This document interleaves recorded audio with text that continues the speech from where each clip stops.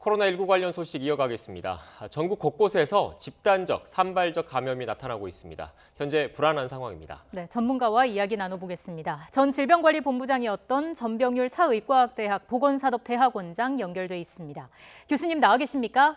네, 안녕하세요. 전병률입니다. 네, 오늘 추가 환자가 42명입니다. 지난 토요일에는 환자가 60명이 넘게 나오기도 했는데 물론 숫자도 중요하겠지만 확산 추이도 중요할 것 같습니다. 현재 상황 어떻게 진단하고 계신지요?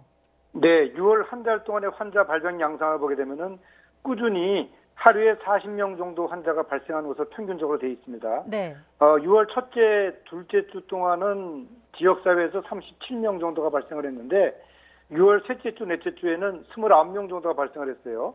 지역사회 발병 양상은 조금 줄어든 양상입니다만 어쨌든 간에 이 산발적으로 계속해서 지역사회에서 환자가 발생하고 있는 점, 방역당국에서는 꾸준히 이 환자 관리에 만전을 기해야 될 것으로 생각을 합니다.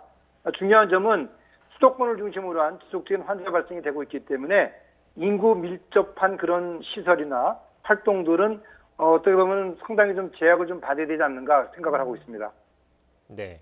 교수님, 이런 가운데 한동안 주춤했죠. 해외 유입 확진자도 증가하고 있는데 이 부분도 우려스러운 것 같습니다. 어떻게 보십니까? 네, 사실상 해외에서의 환자 발병 양상 전 세계적으로 이미 1,000만 명을 넘어섰고요.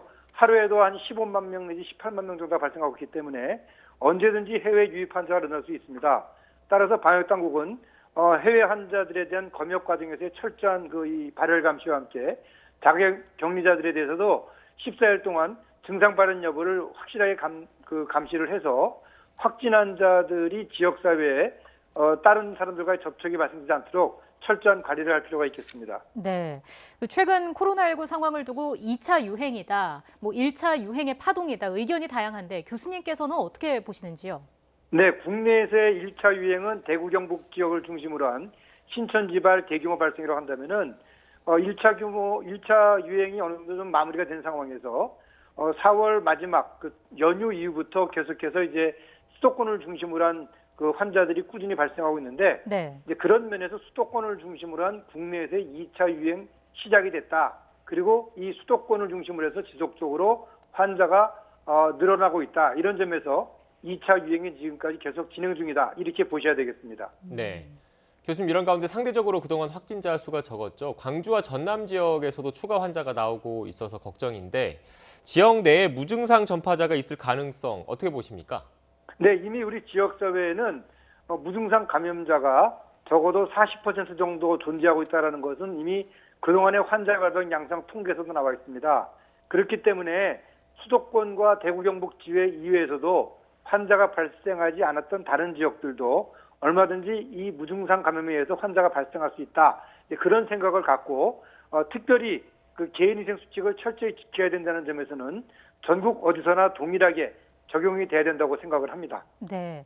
그리고 일부 확진자들의 동선을 보면 병원이나 음식점, 대중목욕탕, 사찰 등이 포함이 돼 있는데 이게 불특정 다수가 모이고 또 밀폐된 공간이 포함돼 있기 때문에 우려를 더하는 거 아니겠습니까? 네, 그렇습니다. 말씀 주셨던 것처럼 우리가 3밀이라고 해서요. 밀폐 공간, 그리고 또 밀접한 장소, 그리고 또 밀집되는 장소, 이런 데서의 이 무증상 감염에 의한 확진 환자가 계속해서 발생할 수 있기 때문에 네. 이제는 어디든지 환자가 발생할 수 있다라는 그런 생각을 갖고 사회적 거리두기와 함께 아울러서 개인위생 수칙을 철저히 지키는 것이 중요하다고 할 수 있겠습니다.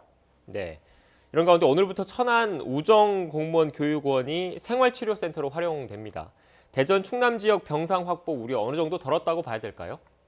네, 이제 대전 지역이라든지 수도권도 마찬가지입니다만 환자 발생에 따라서 이 국가지정 음압격리병동이나 감염 전문병원에 환자가 집중될 수 있기 때문에 생활치료센터를 좀 더 많이 확보를 해서 약 85% 정도에 해당하는 무증상 환자, 그리고 또 경증 환자, 그리고 또 50대 미만의 환자들을 이런 시설에서 관리하도록 함으로써 보건의료 시스템의 붕괴를 막을 수 있는 그런 이 방법이라고 저는 생각을 하기 때문에 이 생활치료센터 계속해서 꾸준히 확보할 필요가 있다고 생각을 합니다. 네.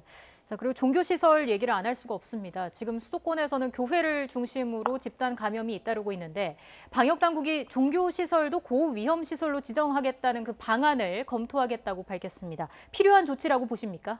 네, 저는 좀 늦었지만 이 종교 시설에 대해서는 뭐 노래 연습장이라든지 유흥주점 이와 같은 고위험 시설에 포함을 시켜서 종교 활동에 있어서의 어떤 그 이 비말 확산을 막을 수 있는 그런 수단들이 최대한 강구가 돼야 된다고 생각합니다. 따라서 종교계 전반에 걸쳐서 이 신도들의 종교 활동하는 것들에 대해서는 크게 제약을 하지 않더라도 위생 수칙을 철저히 지키도록 하는 그런 고강도 관리 차원에서라도 고위험 시설에 포함할 필요가 있다고 생각을 합니다. 네. 연장선상에서 교회 집단 감염의 상당수가 각종 소모임 활동에서 비롯된 걸로 파악되고 있습니다. 이에 대해서 구체적인 방역 대책, 방역 지침도 필요한 것 아니냐 이런 의견도 나오고 있는데 교수님께서는 어떤 지침이 필요하다고 보십니까? 네, 일단 그 종교 소모임 활동, 특별히 뭐 성가대 활동이라든지 성경 공부라든지 뭐 간증 이런 것들이 산발적으로 이제 그 각 교회별로 이루어지고 있는데요. 그 과정에서 많은 환자들이 발생하고 있습니다. 따라서 종교 행위에 있어서의 그런 그 대규모의 환자가 발생할 수 있는 그런 상황들을 염두에 두고 방역 당국이 지침을 만들어서 종교계에서 이 지침에 따라서 이 환자 발생을 최소화할 수 있도록 만전을 기해야 될 것으로 생각을 합니다. 네.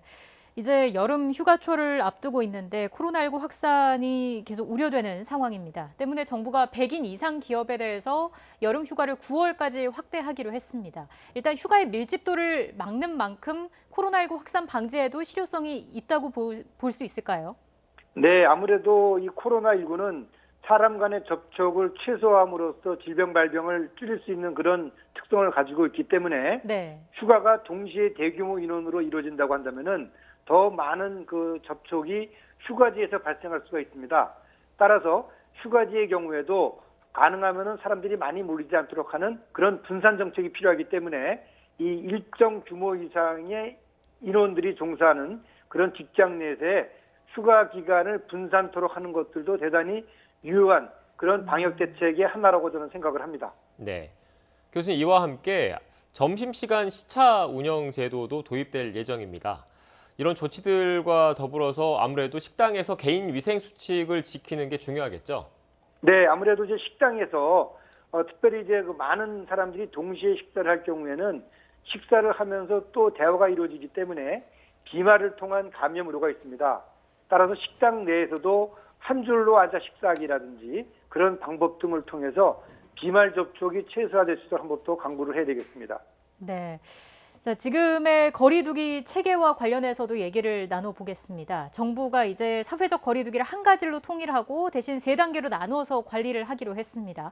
일단 구체적으로 어떤 점이 달라지는지 설명을 좀 부탁드리겠습니다. 그동안의 사회적 거리두기와 생활방역이라는 것들이 혼재됨으로써 많은 혼란을 일으켰던 것이 사실인데요. 네. 이제는 일일 확진 환자 수의 수에 따라서 1단계, 2단계, 3단계로 구분하고요. 그 단계별로 50명 미만, 또 100명 미만, 100명 이상을 염두에 뒀고요. 또 감염 경로가 불분명한 사례가 어느 정도가 되느냐에 따라서 역시 1단계, 2단계, 3단계로 구분을 했습니다. 네. 이러한 지표에 의해서 우리 이 시설이라든지 또는 다중 이용하는 그런 기관을 운영하는 사람들이 쉽게 사회적 거리두기의 단계를 파악할 수 있다는 점에서 어떻게 보면은 그 개인위생 활동을 강화하는 것은 물론이고 이러한 시설에서의 그 관리 강화가 훨씬 더 명료해졌다. 이제 그런 점을 이제 이 사회적 거리두기 1단계, 2단계, 3단계의 장점이라고 저는 생각을 합니다. 네. 마지막으로 최근 스포츠 관중 입장 허용과 관련된 이야기도 나오고 있습니다. 그런데 지금 이렇게 무증상 확진자가 증가하는 상황에서 우려가 있다, 주의해야 되는 것 아니냐 이런 의견이 나오고 있는 것도 사실이거든요. 교수님께서는 어떻게 보십니까?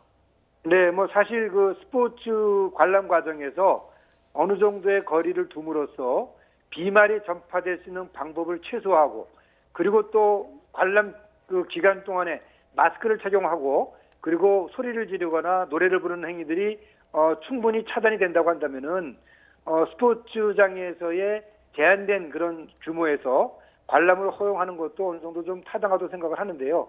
이 경우에 반드시 지켜야 될 점은 그 충분한 거리를 두고 마스크를 착용을 하고 소리를 지르지 않도록 하는 것들이 관람 기간 동안에 꾸준히 관리가 되어야만이 된다고 생각을 합니다. 그런 면에서 일정 수준의 제한된 상황에서의 관람을 허용하는 것들도 괜찮다고 저는 생각을 합니다.